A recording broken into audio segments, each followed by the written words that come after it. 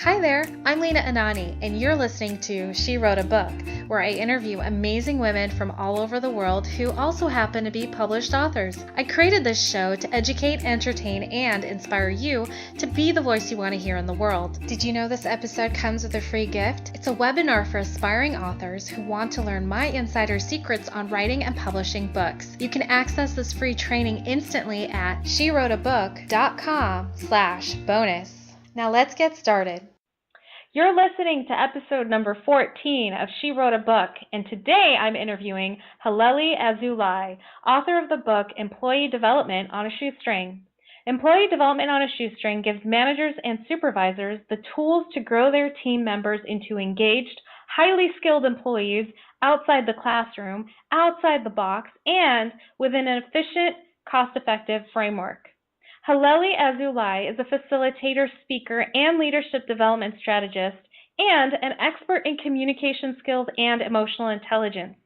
The CEO of TalentGrow LLC, she develops leaders and teams, especially for companies experiencing explosive growth. Again, her book is called Employee Development on a Shoestring. You can find the link to purchase her book in our show notes for this episode at SheWroteABook.com/14. So, Halelly, it's such a pleasure having you as a guest today. I'd love to know, why did you write this book? What made you do it? Well, Lena, thank you for inviting me to share my book with your listeners. I felt like, I had two reasons for writing a book. One was for the readers, and one was for myself. Okay, so the reason for my readers is that every time I would be in my client's environment, they would always be complaining about the same thing. People would be saying to me, I know that I need to develop people. I know that I need to help them grow. I know that's what's going to keep them here and what's going to keep them motivated as employees, but I just don't have enough time and I just don't have enough money. And there are so many ways that people can do it without it requiring a lot of time and money that I just felt like, okay, let me write this down. Maybe I can help more people get this right. So that was the main reason why I wrote it for them. How did you start out? How did you start out? I'm curious to know, like, what's your backstory? What made you decide, like, okay, this is a field that I'm really interested in, and this is what I want to pursue and eventually write a book about? Got it. Well, I've actually been in this field for 23 years now.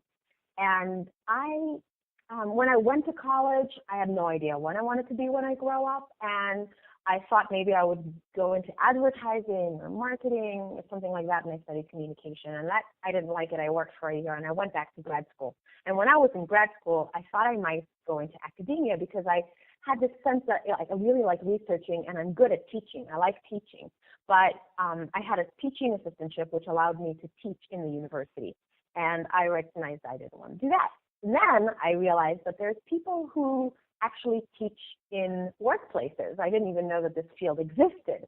So when I started to learn more about that, I realized that was probably a pretty perfect career for me. And I fashioned my master's to be in training and development, focused on, at the time, around intercultural communication and organizational communication. And once I got out of there, I just sort of started with a training assistant job, and then training specialist, and then lead and manager, and went from there. So I've actually been relatively lucky that almost all of my career has been in the same track, which is helping other people learn what they need in order to perform well in their job.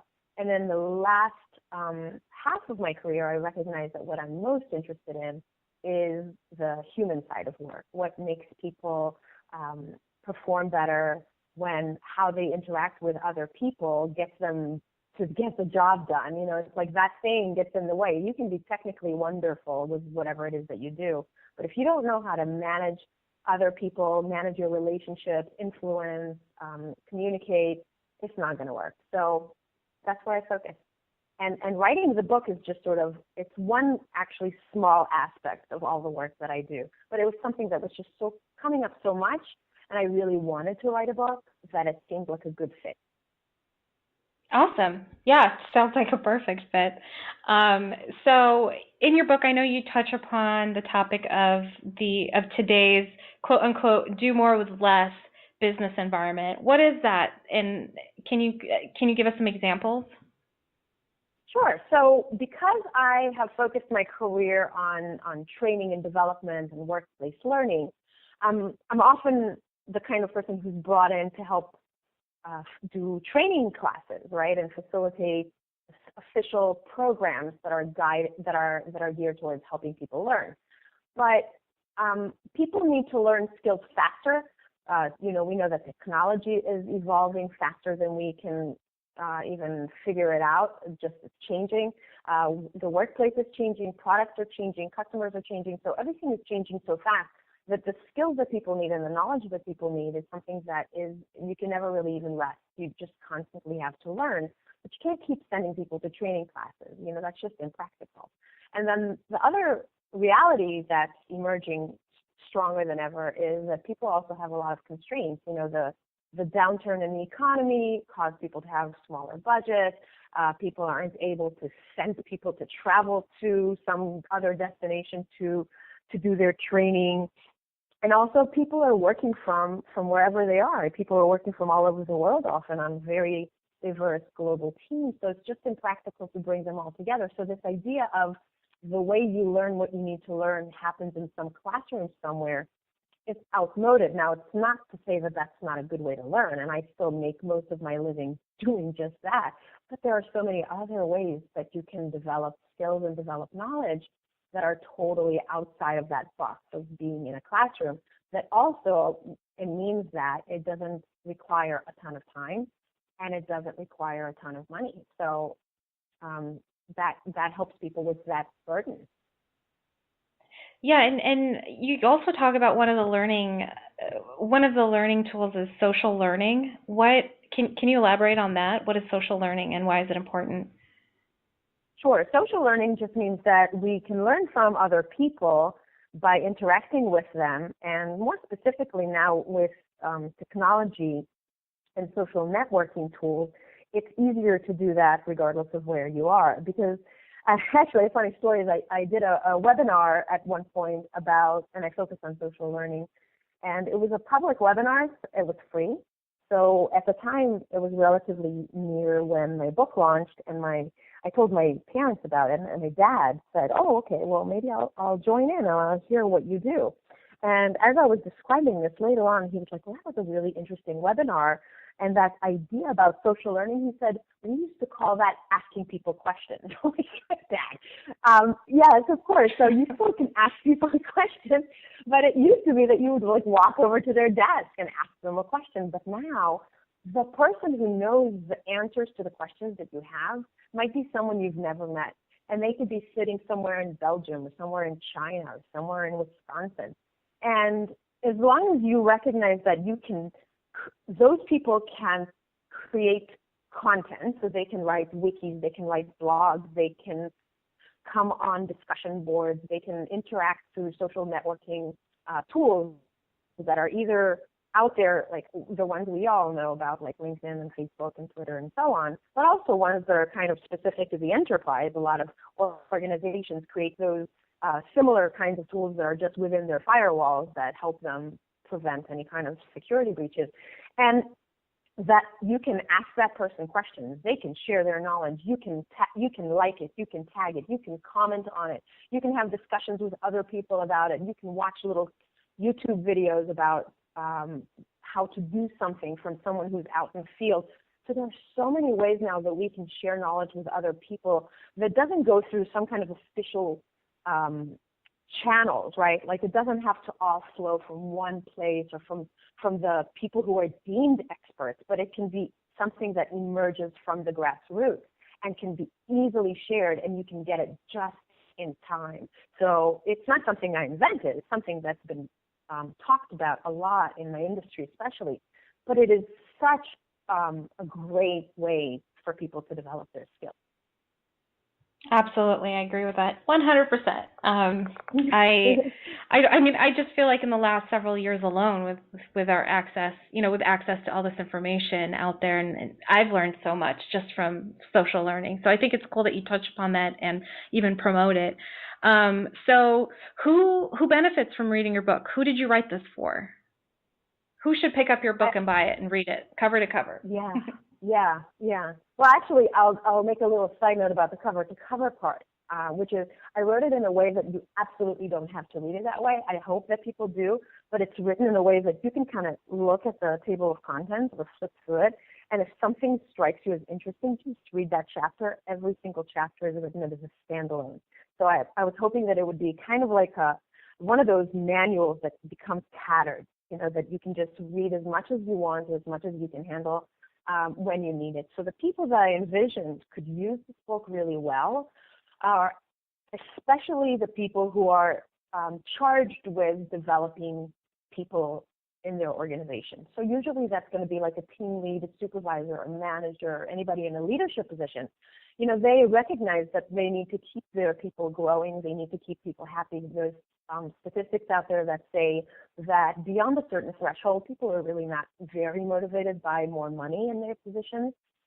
People, especially people in the younger generation, the millennials, are most motivated by a sense that they're growing and learning. So as a supervisor, as a manager, usually people are working so hard in their job. There's so much that they have to take care of. They don't even have the first clue of what can I do? I mean, people are clamoring for learning opportunities, and I don't have any ideas, or I don't have a budget to send them somewhere to training. I wrote this for them, so they can just pick this up and say, what can I do? And they can just open it up to some chapter, and it tells them, this type of learning is this. This is who should try it. This is who it's good for. This is how it'll benefit them. This is how it will benefit you and the organization. These are the ways you get it started. Here are some checklists, and here are some obstacles you might come across, and here's how to overcome them, so that it's written very, very much as a user manual. Yeah, I'm looking through the table of contents right now. It is down to the very topic for each chapter. I mean, you've got a page number for each topic, which is great because it does make it a lot easier to just flip through and see where I need help with and just flip to that page. So that's really great. So a lot of my listeners are entrepreneurs, solopreneurs, people who have small teams or people who outsource a lot of the work. How do you think they can benefit from your book? Well, I think that anybody who is a self-directed learner, and I know that most of the entrepreneurs that I meet, and as an entrepreneur myself, I know I am like that, we're always seeking ways to grow and develop, and we don't have anybody taking care of us. We have to take care of ourselves. So this book can absolutely be used by people for themselves. You don't have to wait for some manager to come and take care of you with this book. You can just follow the advice and see if you can apply some of this learning to yourself. So, for example, one of the things that I mentioned as a learning opportunity is teaching. Chapter 8, I talk about how teaching can be a great way to learn something, because when you have to teach something, you actually become really good at it, even if you didn't know it before. So, as an entrepreneur, how could you manifest that in your own development? You can actually figure out a way for you to go out and, give short presentations or take up a volunteer teaching role in some local community organization where you actually can hone your skills around whatever it is that you want to learn more about, or even if something you know nothing about, by just preparing to teach about it, you learn so much more about it. So it's just one example of a type of outside the traditional learner kind of environment that you can use to push your skills to the next level. So as an entrepreneur, you can use it for yourself. But if you have a small team, there's so many things on here that you can use, like, volunteering or introducing contests or games. I mean, those are all ways that you can push people to learn that even in a very small organization and with no money at all, you can implement it. Perfect. Well said. Yeah, I can definitely see that. Like I said, I was scrolling through the table of contents. I'm like, oh yeah, I could definitely benefit from that. Oh, that too. Oh, well, yes, that too. So I just wanted our listeners to know that this isn't just a book for corporate managers and No. supervisors. It's definitely a book for everyone. So what do you love most about being an author? First of all, the feeling of holding your book when it first came out, oh my God, it's just surreal. It's surreal that I birthed this thing, and it's now this real book. And when people come up and want me to sign it, and they tell me about how much they've enjoyed it and how they've implemented it and tell me stories, or recently I've had a couple of different people that I know that they went to like a job interview or they went to a meeting and they sat in someone's office and they were like, dude, I saw your book on their bookshelf. That was so cool. And I'm like, I love this. It's so exciting. So, I mean, of course, I love helping people, but it is very rewarding to know that there's something that I've put into the universe. It didn't exist before, and it's helping people. It's amazing. It's a physical representation of your wisdom and your contribution to the world, so that's awesome.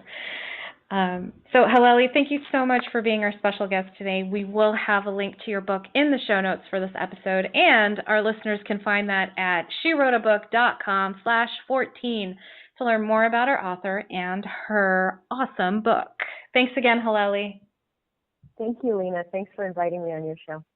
Thank you for listening to She Wrote a Book. If you enjoyed this episode, then subscribe now so you can automatically get access to all new episodes, and feel free to share your inspired thoughts with us in the comments too. I'd love to hear from you. Are you ready to write your own book?